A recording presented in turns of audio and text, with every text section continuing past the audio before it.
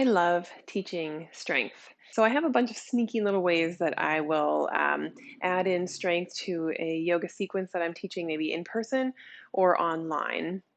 And one of my absolute favorite things that I do, and I also do this in my strength training type classes too, and I just call it the stand, kneel, stand.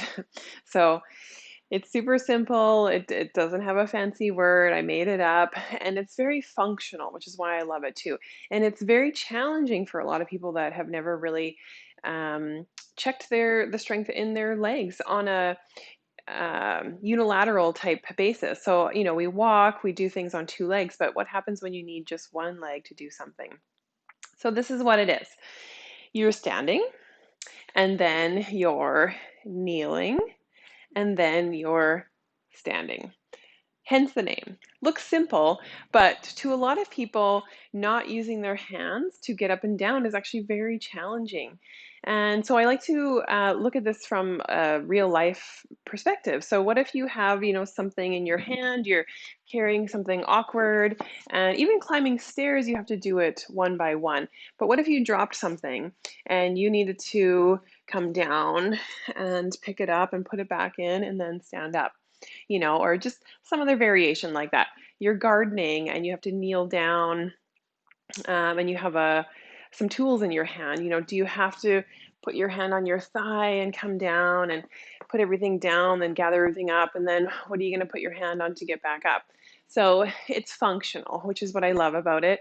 And it really sort of teases out some imbalances that your body might have on one side versus the other.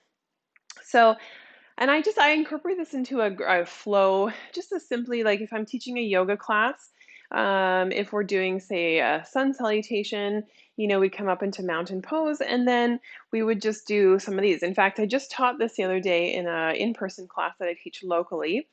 And we also held a yoga block and we're working a little bit of external rotation in the shoulders as well. And these people were sweating. It was hard.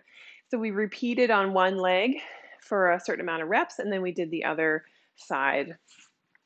So I definitely encourage you to give it a try. I also, once you get more advanced, like I said, in my strength classes, we add a weight, either kettlebell or dumbbell, and you're holding it in different positions. Super great exercise. It's one of those love but hate sort of relationships.